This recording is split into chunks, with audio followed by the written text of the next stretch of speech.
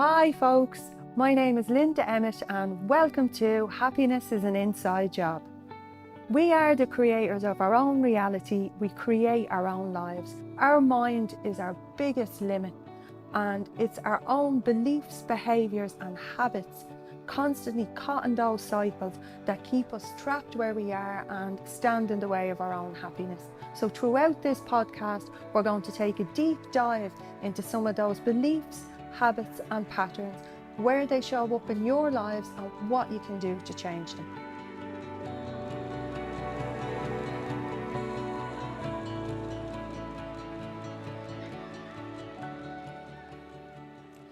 On this week's episode, we have quite a big question to get your owl juices flowing, folks. And the question is, who are you? And this one will probably keep you up at night kind of going, I know who I am. But the thing is, this is a question we actually rarely ask ourselves. And when we are asked, if someone walked up to you on the street and stopped you and said, who are you? How would you answer? What would you say? What would be the first things you'd say about yourself? We tend to drop into a series of roles. We tend to say, I'm a mother, I'm a father, I'm a brother, I'm a sibling, I'm a painter, I'm a cleaner, I'm a whatever you are, whatever roles you act out in your life tends to be what we say. We may spill out different things about our personality.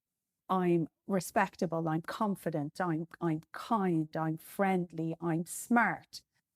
For some of us, we might even struggle to say nice things about ourselves. We might say, I'm trying to be kind, I'm trying to be loyal, I'm trying to be courageous. But when you boil it back, asking yourself, who are you? What would you answer? What would you say? Because it's things like this, finding out and building awareness about who you truly are. That in itself is the key to your own happiness. And a lot of the time, we live our lives in a series of habits and behaviours and carry on day to day, trying to be better, thinking we need to be a better parent, a better child, a better friend, a better lover. And every time we don't meet these expectations that we've set for ourselves, we can punish ourselves. We can have that inner judge running in our system telling us we should do more, be more, or you made a mess of that, or you're stupid, you're a fool, you're not a good partner, a good father, a good mother, attacking ourselves. And what we need to look at is, what is our understanding of who we are? And start stripping that question bare and understand, because if we understand who we are and what we want, what we need, what lights us up, there is the building tools to starting to build in some of our own happiness. Because sometimes a part of what stresses us and frustrates us and irritates us is when our own boundaries are crossed, or when we're trying to be more, do more, show up more, be seen as more, because we don't have that understanding of who we are.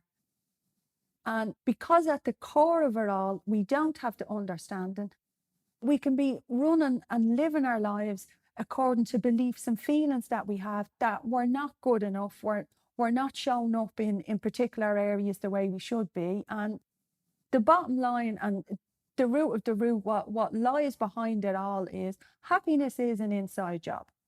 And understanding who you are is the key to understanding how you can make you happy, what success looks like to you, what lights you up, what brings you joy, what makes you feel good about yourself. And stripping bare, if you weren't a mother, a father, a brother, a sister, a butcher, a cleaner, if you weren't any of those things, if they were all removed from you tomorrow and you could not speak about these things again, if someone walked up and said to you, who are you? What would you say? A lot of what we feel about who we are and what we think about who we are really depends on how we grew up and the conditioned beliefs that we have about who we are. how we need to be to fit in, to be loved, to get that sense of belonging. But they are your conditioned beliefs. They may show up within your relationships. You're possibly always trying to be a people pleaser, having that need to feel needed, getting your value from the work you do as opposed to who you are, having that relentless to-do list, the chore list that just never ends, getting up each morning and getting up to your mind running all the things you have to do on that day, all to get value, all to feel good about yourself, all to please others in your life so you will be accepted. And all of those behaviors are driven by your conditioned beliefs. And they are not, it's underneath those conditioned beliefs. It's when you strip them bare and see them as what they are. Underneath all of them and underneath all those behaviors is who you actually are. Maybe for you, it shows up in every time something bad happens. We say to ourselves, that's because I didn't do enough, didn't care enough, didn't manage the situation well enough. That's because I didn't give enough love, I didn't give enough care, I didn't. This is some of the ways it can show up where you're blaming yourself. I need to be stronger. I need to be braver. I need to be more loyal. I need to be kinder. I need to be more respectful. If you believe you need to be more of something, it means you believe you're less of it. What you are and who you are isn't good enough. And the thing is, guys, as I've mentioned, you are not your behaviors. The behaviors and the patterns and how you live your life are habits and behaviors due to past experiences. All of these, or most of these, stem from your childhood conditioned beliefs. But your beliefs are not who you truly are. They are not who you came into the world as. When you came into the world, you were complete presence, completely connected, feeling completely whole, you completely resilient. You were all these things. That's how you entered this planet, entered this earth.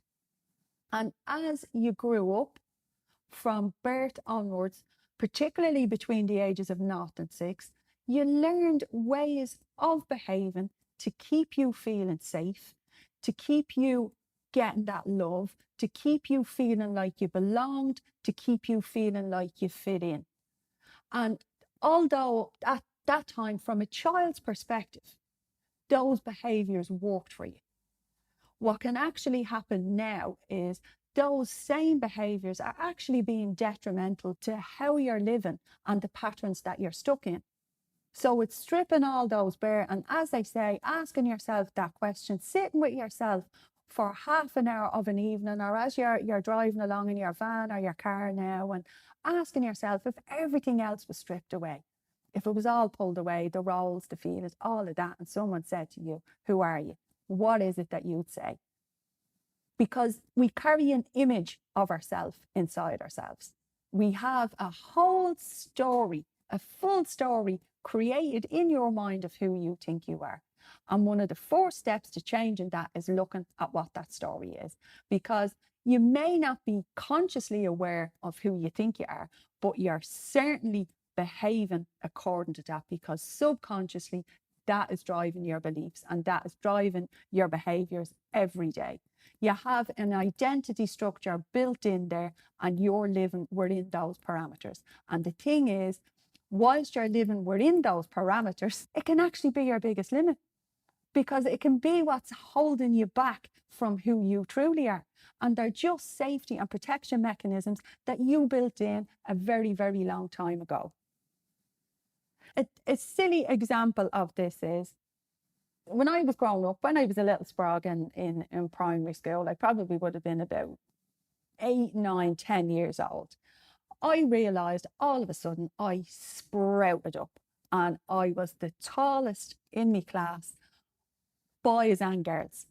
I was taller than everybody in my class. And at the time, you know, I was a kid, I had red head, loads of freckles, and I was called the lanky carrot. You know, may seem slightly funnier now than it was then, but at the time, you know, it landed. And I absolutely loved doing school plays and dancing. I loved dancing. I loved, being in a play that you could be anybody. You could be the sheep, you could be the Virgin Mary, you could be whatever, you got to play a role, and I loved it. But when I was on stage and dancing, I was taller than absolutely everybody else. So to me, I stood out.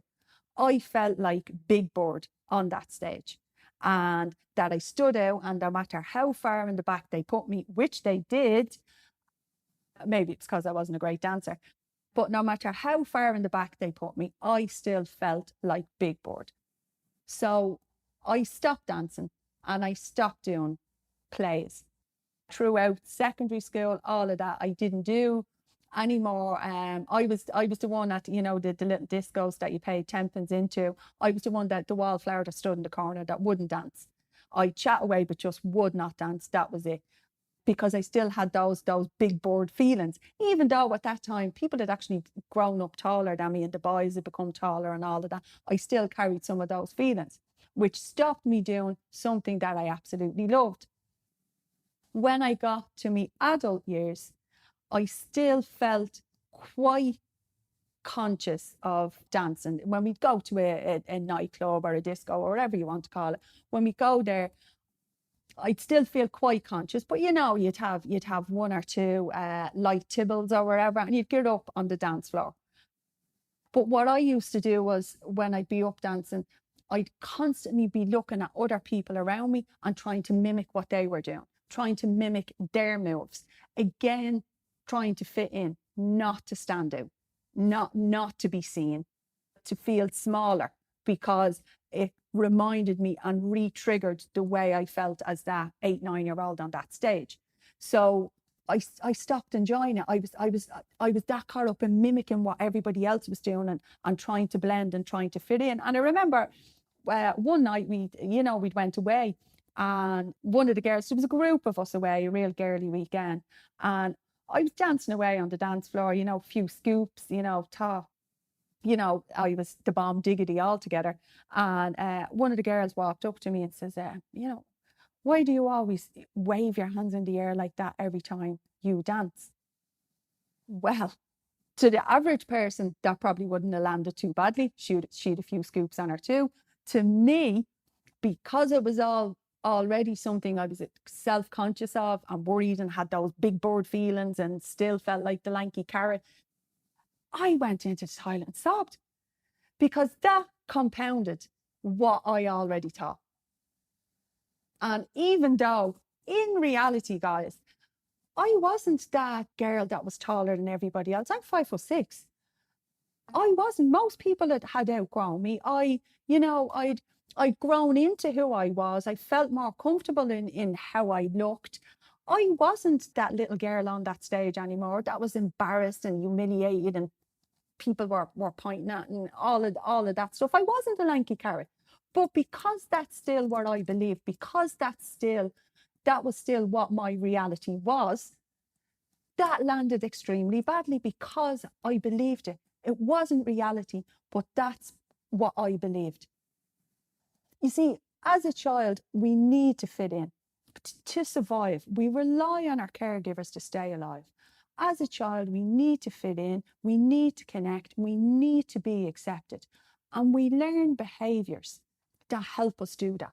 Be it people pleasing, the need to be needed, staying smaller, hiding yourself away, not using your voice, not speaking up, not putting forward your ideas.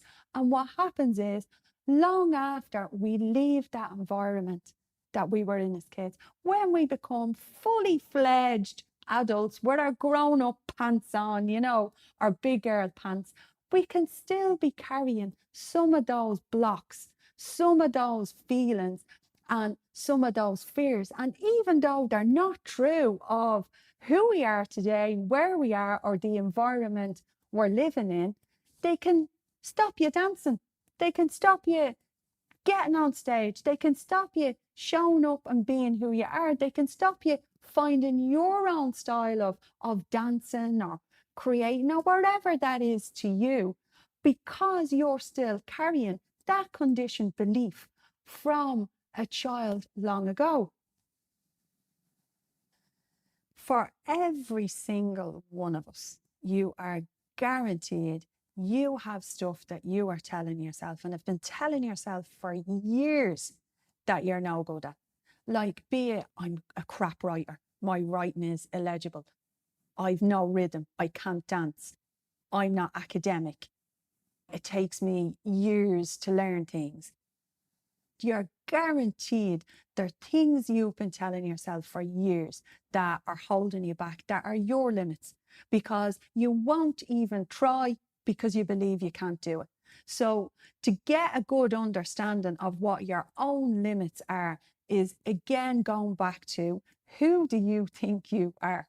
What are the things you tell yourself that you cannot do? What are the things that you don't even try doing? Is there parts of your business, you literally won't even try? Do you tell yourself you're crap at computers, you're no good at technology, you don't understand phones, as I say, you're a very poor writer? What are the things that you're telling yourself? And it's looking and going, a lot of the time, these aren't reality. They're just conditioned in from childhood, things we learned, and because we got hurt at the time, or because we felt we stood out when we didn't want to, we didn't fit in, we put patterns in place to protect us from feeling that again. And although that may have served us in our childhood, it is actually one of your limits now. So whether it's for you guys taking out, I'm the queen of journals, love an owl journal. I probably have about 6, and it's a great way of talking to you.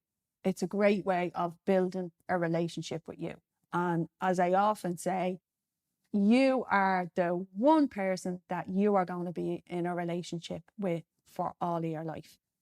So understanding you and understanding what you believe about you is powerful in making a change.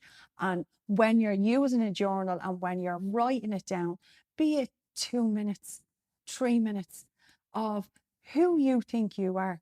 What are the things that you literally do not do, that you don't even try, you don't even attempt to step into? Getting them down on paper and starting to understand where your own limits lie and beginning the process of changing them. First, it's becoming aware of them, what they are.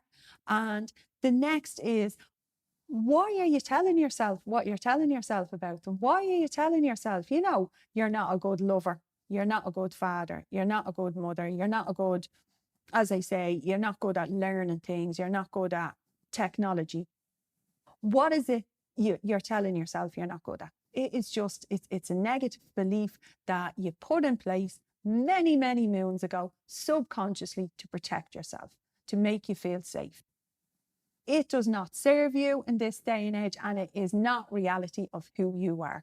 And peeling back all of these layers and these patterns of behavior and these negative feelings, it's underneath all of that you will find who you are. And when you start making those changes and shifting some of those behaviors, that's when you start actually showing up as who you are. That's when we all hear to talk about our authentic self, who we are underneath it all. And a lot of us are kind of going, who is that anyway? Who is that beaut, that queen, that king, that master, whatever it is, that lies underneath all these safety mechanisms and all of these triggers and all these patterns we have built in. So understanding that, and the very first one is awareness. It's building awareness. One of the things is journaling, as I've mentioned. The second one is, that's very, very powerful, is reflection. I remember when I was studying to coach, and we used to have to reflect on absolutely every session and everything we done. And I didn't like it. I really didn't like the reflection piece. What I figured out afterwards was, when I'm reflecting, when I'm reading back on what I've said or how I've been in a situation, I'm judging. I was constantly judging myself. So when I didn't like to do the reflection work, because that's where my judge showed up. My judge would be, oh, you could have done that better. Oh, you should have asked a better question there. So I hated the reflection. But the reflection showed me how much I was judging myself in situations. So if you're in a situation that maybe you've been in with a partner, with a work colleague, that you've lost a head, that you've got annoyed, that you haven't showed up the way you wanted to show up, look back on the situation. What happened? When were you triggered into a particular behaviour? When did you get annoyed? What annoyed you? What made you feel uncomfortable? What made you feel insecure? What made you feel angry? Reflection is absolutely powerful in giving you an understanding of what's triggering you and how you're feeling, where your own discomfort lies. Because as I've mentioned, it's underneath all of this that your true, beautiful, authentic self lies. Another thing in the moment is when we're running patterns, when we're feeling uncomfortable, when we're feeling stressed, we tend to be focusing on painting a picture, a story of something that's going to happen in the future, or a confrontation, or what a person might say to us. Or so connecting yourself to the moment, connecting yourself back in, taking a minute to look around you, connecting back into your core, back into your body, and saying, I am actually standing here now. None of what I'm thinking is happening. None of it is real.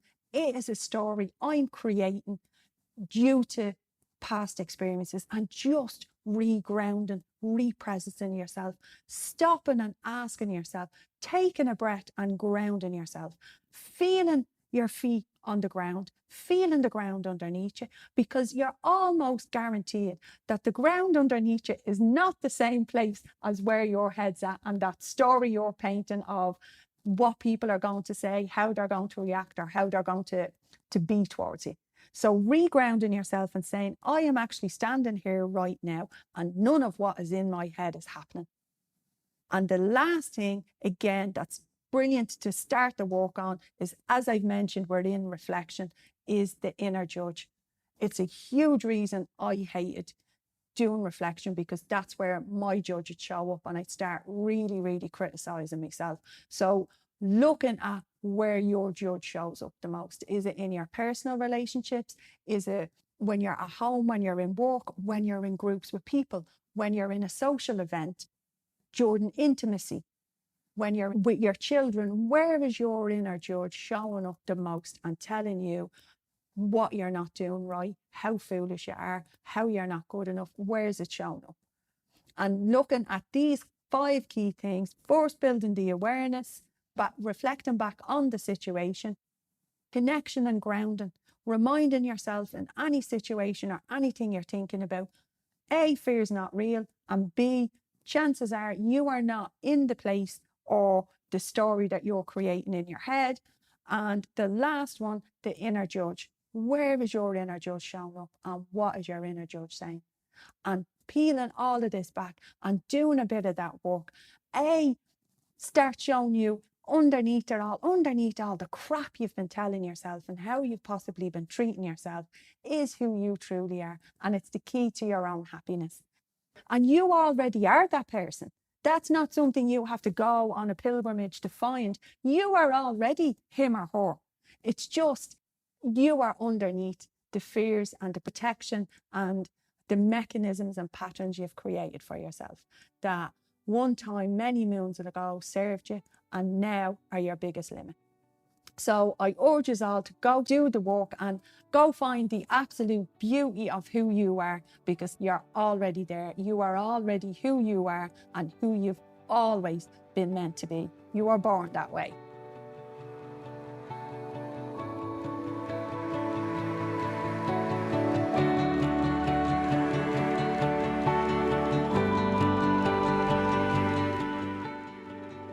Thanks for tuning in, folks, to this week's episode of Happiness is an Inside Job.